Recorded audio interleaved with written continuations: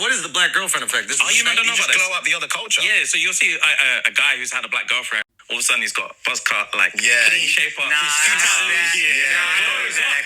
like that. They shave their hair because they start losing it. Because they're so.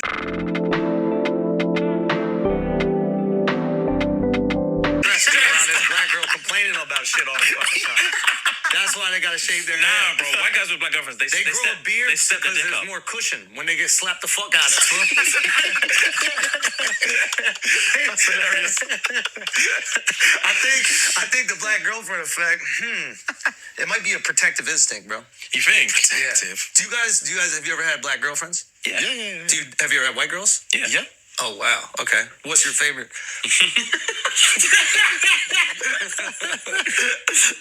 We love them all. Yeah. Oh, really? We love them all. Yeah. That means white. Who gives That means white. Translation. Kendrick fans, we love them all. That's royal English. Seems like these men are baiting us for engagement purposes because through the engagement, they get to make money from us interacting with their content. So they need to make something that makes people to talk. It doesn't matter what people are talking about. What matters is the engagement rate and it going up and up and up. And getting people to react on that particular topic that you made. I feel like at this point, people would even use the topic of racism to boost up their engagement purposes because they need the money, you know. As Americans would say, I believe that rent is due. So they need that capital, they need that money. And I'm looking at those black men, them laughing senselessly because there was nothing funny there. There was nothing, everything was empty. And I'm looking at them. And yeah, this is what happens when you take your kids to white schools, black parents. That's something I need you to understand. And this is what happens when you date whitey men. This is what happens. I do not like engaging with such topic because I do not engage with men who are fully immersed themselves in white spaces and they start thinking upstairs that just because they have white friends and they are surrounded by white girlfriends and stuff like that, they are now accepted by the system. They are even the ones to do the most when it comes to other black people. Very, very, very, very weird. They are the ones to do the most when it comes to other black people. So people are now talking about this James and Fuhad conversation. I don't know if I said his name right, but that would be irrelevant. Weird men. Just weird purposes, weird conversation for what? Engagement rates. The sooner you accept that the collective of black men would never truly actually defend black women, and every single chance that they get to embarrass the black women, that they will take it every single time, the sooner you'll be okay. The sooner you'll be less disappointed by people like James and Fuhad, anything that's coming out with black men disparaging women, the sooner you'll be less shocked and to expect it and to not let your feelings get all involved in it. Whether they were sitting on that man's podcast giggling and how that white man was disparaging black women and they weren't doing anything about it is nothing new. It's not shocking. And the rhetoric that white man was using is rhetoric that he has heard from black men. So him feeling comfortable talking about black women like that, black men have made it okay for white men to disrespect black women and not do anything about it. Because if a black man was to go onto a white man's podcast and disparage white women, he will get checked. They won't do it because they understand that white men, they protect their women.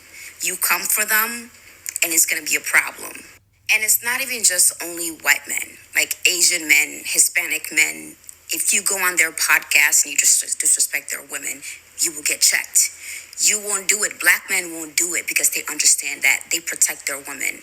It is only black men that let their women get disrespected every single time and don't do anything about it. And I have come to terms and I have accepted that a long time ago. And I'm at peace with that, where if I see something coming out about somebody that I liked, I'm like, oh, well, I'm not shocked. And another thing that Black women also need to understand is that when Black men like James and Fuhad, who have any kind of notoriety or fame and they have access to all kinds of women, 99.99% of the time, they are going to choose non-Black women over you. They are going to have more respect for non-Black women over you. And that's something we also need to accept and to understand. You yourself, you can also date out. You can go where you are loved. You can go where you are respected. It does not have to be with a Black man. You just need to accept that this is how they are. And once you accept how they are, you move through life differently and you won't be in so much pain and hurt over it. And lastly, Black women, it's not you. It's not you. So don't feel like, is there something wrong with me? It's not you. It's them. Like, your beauty and the way that you are internally and externally, every single thing about you is absolutely freaking amazing. It's not you. It's just that we are paired up with a group of men, not saying all, again, group of men that don't really do anything, not only to protect our communities, but to protect their women. It's weird, more weird for me, for you to even think that going out of this group of Black men and going to a space of white men to find comfort, to find love, whatever it is that you're seeking that you cannot find within yourself, but being you, happiness. It was a white man disparaging such, a white man that comes from such lineages. You want to procreate and give them kids? Look at to my face and tell me if that makes sense, if you're no different from those men sitting on the couch. You want to procreate in order to seek for love where you're wanted, where we know, you and I as a Black woman know, in our fullness of thought, that they do not like Black people. Go to any European country. Let's see how they treat you. Hell, even in America, white Americans, how do they treat you? The foster care system, how do they treat you? The police, the mostly white people, how do they treat you?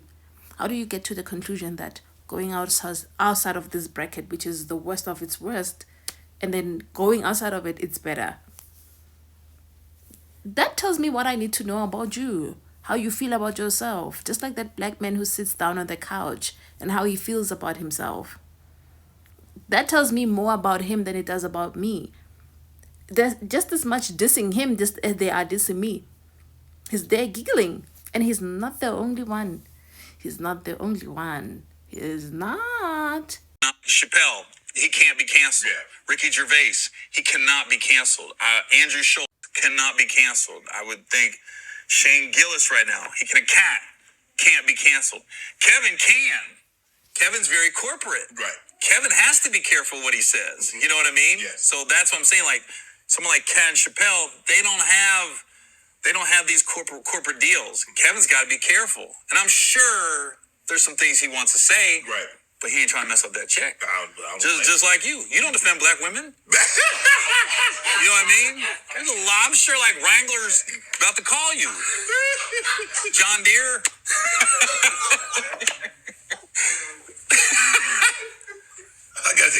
I do some water on this one. Yeah. There you go. See, I should never open that can of worms. Because I know you don't, Shannon. It's almost as if they were all given the same script to do the same thing over and over again. And they're not embarrassing me. You're embarrassing yourself. Imagine a grown man laughing like that. Have you ever seen a white man laughing like that? Mind you, white men are not even better. That one, calling that man out, that white guy, is not even better. But you know what's even disgusting? Is the fact that we would believe that he's the better candidate for calling him out. That he's possible candidate to even have my kids.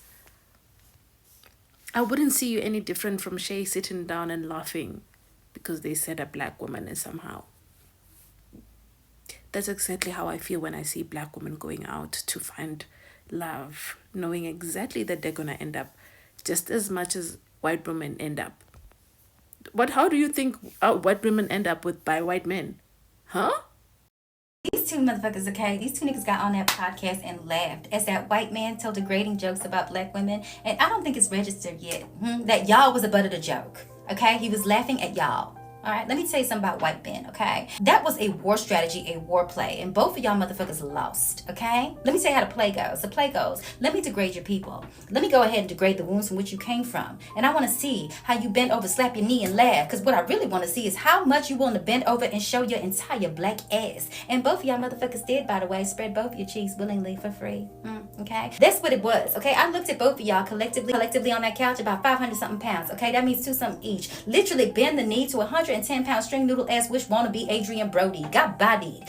Y'all giving us apologies. Why are you apologizing to black women? Stop apologizing to us. I promise you, we don't give a fuck. Okay, apologize to black men. Because the way some of y'all got niggas out here looking like they ain't got no spine, no fucking back at the end of the day, that's what you need to apologize to, babe. Apologize to black men. And matter of fact, apologize to your fucking self. Put the mirror up like this and say, how can I degrade myself like that? That's what the fuck y'all need to do. That's what y'all need to do. Because at the end of the day, that's who he was laughing at, boo. He was laughing at you. He was laughing at you. He was laughing at y'all, black men. That's who he was laughing at. I want y'all to start seeing that. I need you to start seeing that shit, okay?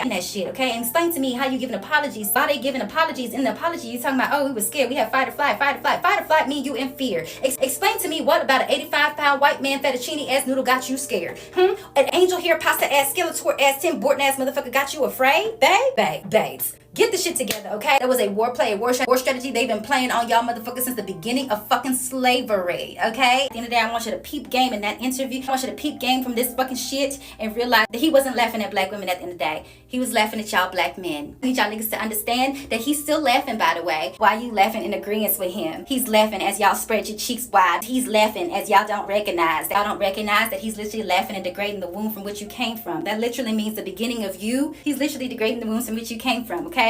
His whole point, his whole root is to degrade and laugh at you, babe. Okay? Have a nice day. I don't think it's registered for them yet that they were the butt of the joke. Y'all were the butt of the joke, okay? He was laughing at y'all. How y'all let a Reno 911 looking ass cokehead play y'all like that? God damn. He's laughing at y'all, babes. Okay? We might be witnessing the downfall of ShrtsnGigs. I've just seen that clip. I don't know if they were on their podcast or someone else's podcast, where this man and them were talking about the black girlfriend effect. Already problematic, let's be honest. They were saying how when a white man is dating a black woman, how he then like starts to get a buzz cut and like grow his beard and like basically start taking on, you know, your partner's vibe. I think that's a normal thing in relationships. When you are in a relationship with someone, you usually start to take on things from them because you're around them so much. But I digress. This man is sat there, a white presenting male. I don't know where he's from, but he sat there and he's basically saying, no, they get a buzz cut and a beard as protection from being slapped by black women. And he is just gunning for black women, saying that everything they change themselves is just protection, because like black women are just basically the hardest types of people to date and like the worst types of people to be around.